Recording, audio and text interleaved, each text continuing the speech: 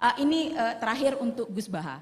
Ayah saya 76 tahun Gus, dia penggemar berat Gus Baha juga. Sebaiknya mungkin kalau di YouTube jangan terlalu banyak bahasa Jawa.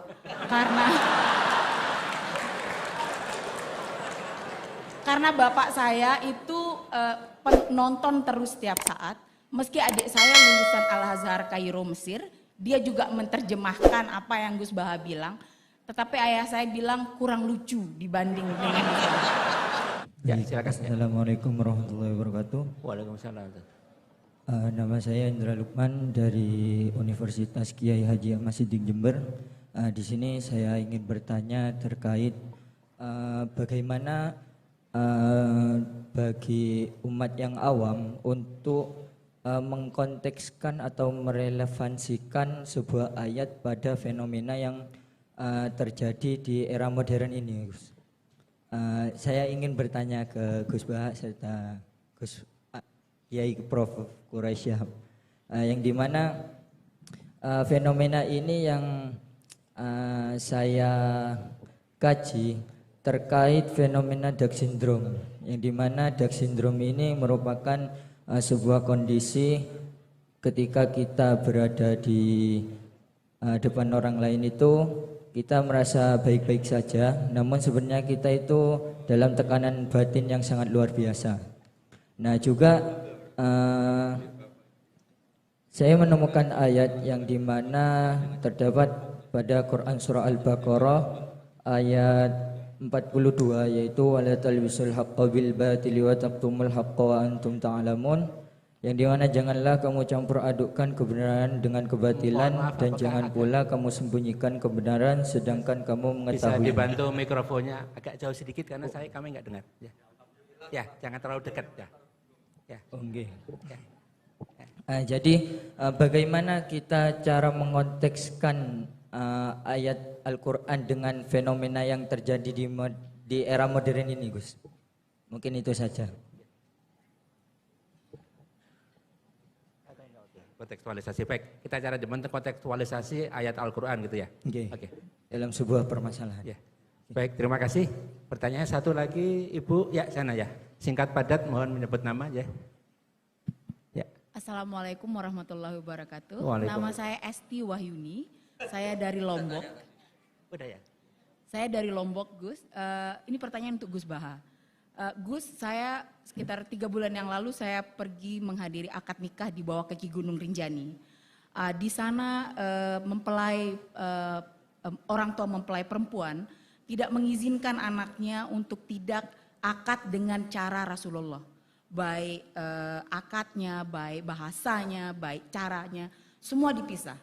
Tapi karena mempelai laki-laki tidak mengerti, akhirnya sampai sore diajarkan, lalu diajarkan dengan baik, akhirnya ditunda karena tidak sesuai dengan tata cara Rasulullah dulu. Itu namanya desanya Sembelia kalau nggak salah. Jadi kami pulang dengan akhirnya batal acara itu. Itu yang pertama, Gus. Ini untuk Profesor Tuan Guru Tuan Guru Quraisy Shihab. Saya sungguh penggemar berat sampean, Prof. Untuk Prof. Quraisy Shihab, apa yang sebaiknya dalam rumah tangga, apakah tetap bertahan dalam pernikahan atau tetap bertahan dengan kesabaran, dengan harapan bahwa suatu hari suami akan menjadi lebih baik atau tidak begitu. Tetapi apakah bertahan dan tidak itu, maksudnya bertahan sampai mencapai titik lelah atau bertahan dengan penuh harapan tentang perubahan itu. Ini terakhir untuk Gus Baha. Ayah saya 76 tahun, Gus. Dia penggemar berat Gus Baha juga. Sebaiknya mungkin kalau di YouTube jangan terlalu banyak bahasa Jawa.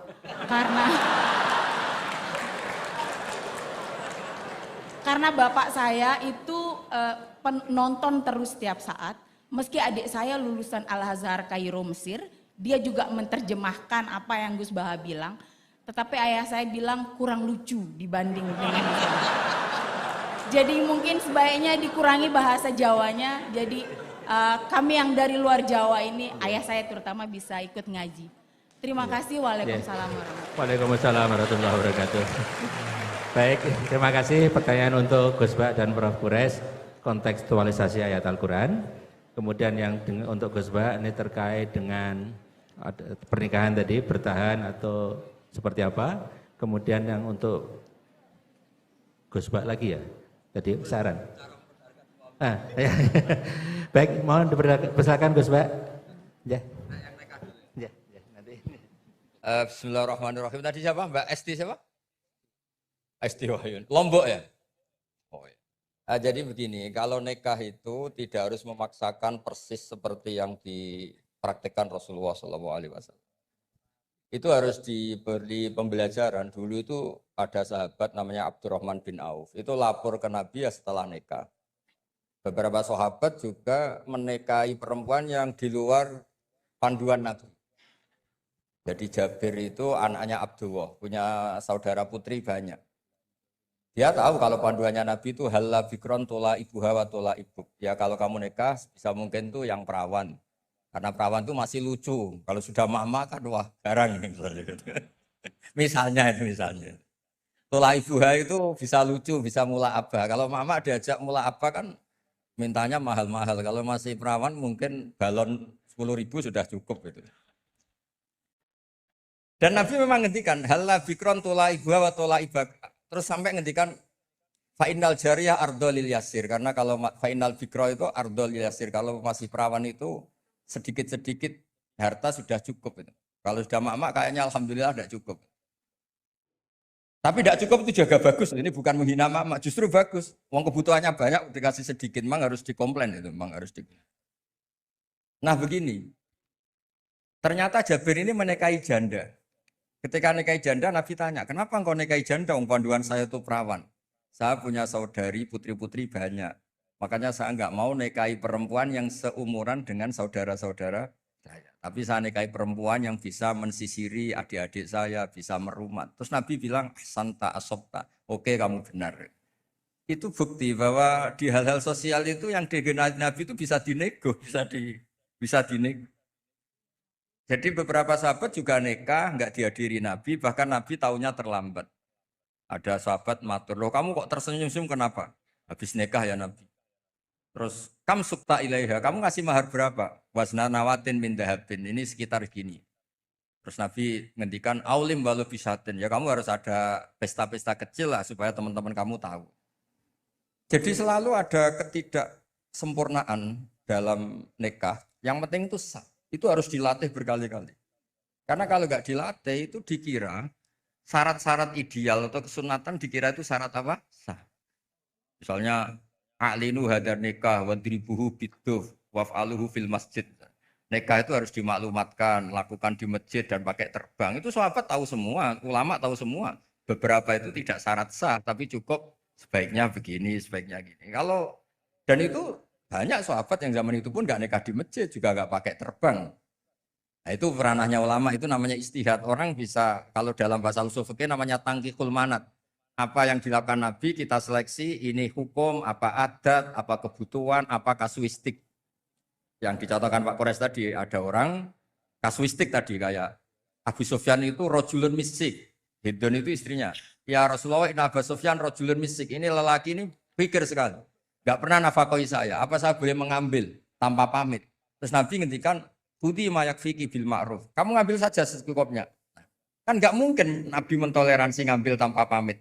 Tapi Nabi juga gak mungkin membiarkan seorang istri utang-utang tonggo, Joro Jawa, nyari-nyari sendiri gara-gara suaminya apa? Kikir. Tapi tetap saja ini dianggap waqi'atu ainin, kasuistik. Kalau bisa ada solusi yang lebih baik, tentu solusi lebih apa? Baik. Nah itu jadi kalau saya mohon jadi di bab-bab fikih itu tadi nikah zaman Nabi pun beberapa sahabat juga banyak yang nyuwun sewu tidak sesuai arahan Nabi. Tapi arahan ini dari awal memang tidak mengikat kayak Nabi mengarahkan bikron. Tapi ketika Jabir nikahi janda Saiban Nabi juga membenarkan. Jadi banyaklah cerita-cerita seperti itu. Ada sahabat yang milih sering sowan Nabi karena cinta, ada yang milih enggak karena takut ganggu Nabi. Makanya ada sahabat ditanya, bagaimana wajah Rasulullah SAW? Dia menangis sekeras-kerasnya. Saya tidak pernah melihat. Loh, Anda kan sahabat sering datang ke masjid Nabi. Haibatan lahu wa ijlatan lahu. Saya melihat beliau itu hormat sekali sehingga saya tidak berani menatap wajah beliau. Ada yang saking seringnya Nabi melihat Nabi terus. Itu kan wilayah-wilayah sosial. Nah, jangan-jangan yang kayak saya Pak Kures yang longgar di fikih itu karena nganggep Nabi itu mudah. Di bab-bab sosial itu mudah. Sampai sahabat itu ada yang nggak pernah tanya Nabi, kenapa kamu nggak tanya? Paling jawabnya if'al wala harat. Jadi maka ada karangan kitab itu if'al wala harat. Lakukan tidak ada masalah. Karena Nabi sering ditanya, jawabnya if'al wala harat. Terus ada kaidah ini terakhir dari saya. Ma khuyira Rasulullah sallallahu alaihi wasallam baina amrayni ilakhtara aisarohuma malam yakun isman. Nabi itu enggak disuruh milih dua hal kecuali milih yang paling mudah. Asal hal ini tidak maksiat. Jadi kayak jenengan gini yang datang di sini. Belajar tafsir apa datangkan Pak Kures nguraikan tafsir, mudah mana? Mudah datangkan kan, yaitu ya berarti yang penting. Karena kalau belajar sendiri kan repot. Pak Kures untuk jadi ahli tafsir 60 tahun belajar. Saya mulai kecil sampai sekarang belajar. Yang enggak belajar gugat tok. Makanya kuncinya kalau enggak tahu jangan bicara. Ya gitu, assalamualaikum warahmatullahi wabarakatuh. Waalaikumsalam warahmatullahi wabarakatuh. Terima kasih Gus, ini untuk Prof. Kures, bagaimana mengkontekstualisasi Al-Quran untuk saat ini. Kontekstualisasi ajaran ayat-ayat Al-Quran. Ya. Memahami Al-Quran. Atau sebelum sampai ke sana. Al-Quran diturunkan untuk umat manusia sejak masa Nabi Muhammad sampai akhir zaman. Itu prinsip. Yang kedua, Al-Quran karena diturunkan Allah untuk seluruh manusia sampai akhir zaman, maka pasti kandungannya dan dituntut oleh ulama untuk memahaminya yang sesuai dengan perkembangan masanya. Itu pasti. Adanya perkembangan masyarakat menjadikan masyarakat masa lalu sedikit atau banyak pasti berbeda dengan masyarakat kita. Dan karena itu penafsiran masa lalu tidak mutlak harus kita pegang. Kita perlu untuk memberi pemahaman baru terhadap ayat-ayat Al-Quran, tetapi dengan syarat yang memberi pemahaman baru itu adalah mereka yang memenuhi syarat-syarat penafsiran. Orang yang kayak Gus Baha ini bolehlah, ya toh? Karena ada bukan setiap orang menafsirkan ini dan sebagainya. Nah, dalam perkembangan terakhir saya insya Allah minggu depan akan bicara dalam satu seminar tentang itu. Dalam perkembangan terakhir tafsir itu ada yang dinamai tafsir maqasid. Anda harus baca ayat itu dan di balik ayat itu atau di balik surah atau di balik Al-Quran itu ada tujuannya. Jangan cuma kita ambil contoh.